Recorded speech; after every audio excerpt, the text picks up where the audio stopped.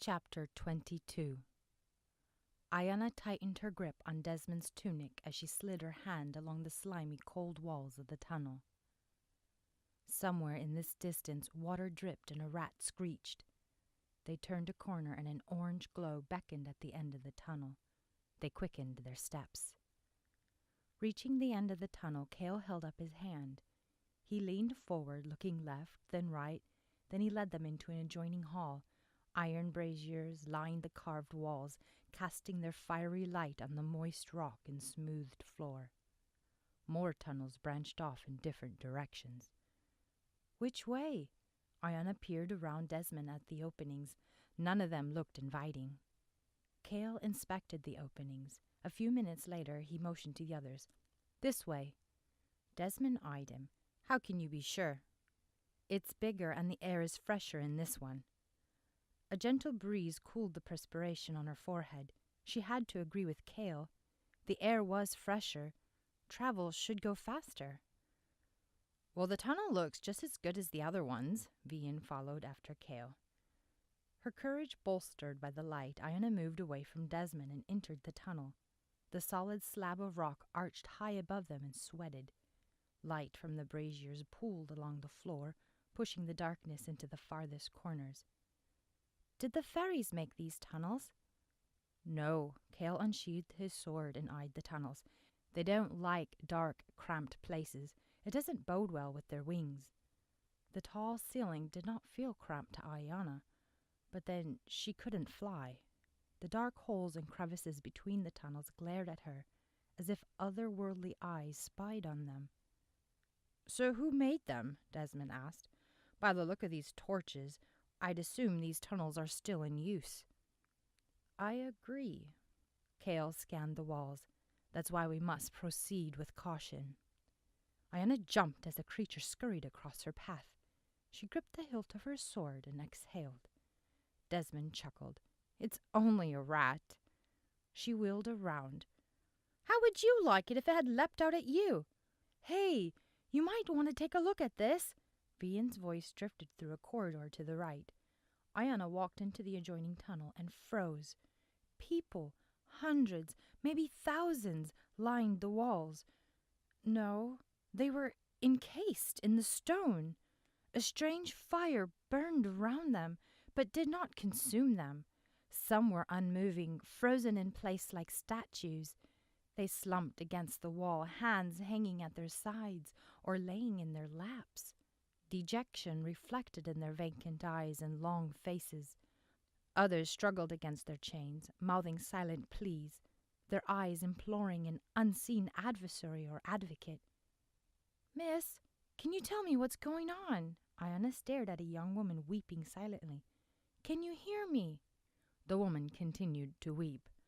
She inched closer to touch the woman, but her hand passed through and into something incredibly hot. Ayianna jerked back. Ouch! Cale lunged and grabbed her hand. What happened? I don't know. It felt like I stuck my hand into a bowl of hot porridge. Your hand seems fine. Cale's scowl deepened. Next time, don't be so impulsive. Ayianna yanked her hand away. How was I to know? He shook his head and strode back to the main hall. Ayianna gritted her teeth. A chained man turned toward her. His pleading eyes bore into her soul. She glanced away. Did he see her? What is this place? Vian's gaze slid over the inhabitants as he wandered farther into the tunnel. Wait a minute. I know this man. Desmond, this is your old friend Cuthbert. Desmond joined Vian. This isn't right. They are here, but yet they aren't. This is the work of the Toes de Con, Cale said from the opening. We are on enemy territory. How? Ayianna's eyes returned to the people. Would she see anyone she knew? Did she want to? She tried to look away, but their plight held her. How could she help them? Those who corrupt the gifts of Vituko find ways. Cale sheathed his sword and stepped toward her. Did he think she would be dumb enough to touch the wall again? Wait! Vian's head jerked up and his tangled mass of red curls spilled out from under his cap. The shadow god is Responsible for the dark magic? Kale furrowed his brows. It's not magic. Vituko gave gifts, the Enso Tenil, some to the Guardians, some to the nations, but the queen of the underworld twisted them for her own desire. Ayianna turned to the wall, and her mother's face stared back at her. She gasped. Fear saturated the woman's bleary eyes as tears streaked her dirty cheeks. She struggled against the chains, binding her wrists and ankles. Her mouth moved, pleading, but no sound escaped her lips. "Mother!" Ayianna rushed to embrace her, but Kale grabbed her arm and wrenched her back. "Let me go! That's my mother!" Her mother turned and reached for her. The others moved with her, their arms outstretched. Faint whispers filled the hall like wind, all of them crying, pleading.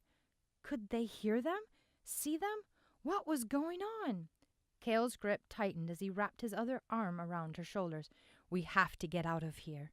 "No! We have to save her!" Ayianna reached for her mother's outstretched hand, but her fingers passed through the wall and into scalding heat. She jerked back, shaking her hand. There had to be an entrance at the other end of the tunnel, if she could just find it. She lunged forward, but Kale held her in place. She twisted and shoved against him. "Mother, where are you? We can save you." "She isn't here." Kale dragged her back toward the main tunnel. "How do you know?" Hatred and anger surged through her. She slammed her elbow into Kale's stomach, but he didn't falter. "Let go of me!" "Desmond, would you give me a hand?" "Hey, there's the blacksmith from Badera!" Desmond pointed at a large man crumpled on the floor, crying. Similar chains bound his wrists and ankles. "Let go!" Ayianna yelled. Kale yanked her around and pressed her against the wall. "Listen to me. There is nothing you can do here." She pushed her breath out through her nose and avoided his eyes. "Ayianna," his grip lessened. "I'm sorry." She pulled away and wrapped her arms around herself. A fresh wave of tears spilled over her cheeks. She quickly brushed them aside and sought Desmond. He bent over next to the prince, studying the blacksmith. "We shouldn't be here." Vian grasped Desmond's shoulder. "Let's go, before someone discovers us." "I'll be back, Mother," Ayianna whispered as Kale pulled her away. "I'll find a way to save you." She fastened her eyes to the ground and tried to stem the flow of tears. Back in the main tunnel, everyone trudged in silence, but Ayanna's thoughts roared through her head. Her mother's haunting face chastised her. Her tears and cries for help raked her heart. What were they up against? Would the Guardians know what to do? She took a deep breath. Things were spiraling out of control. First it was the betrothal, the lies, the secrets, then her father's death, her brother's death, and her mother's disappearance. Now this! How much more of this could she take? She curled her fingers into her palms.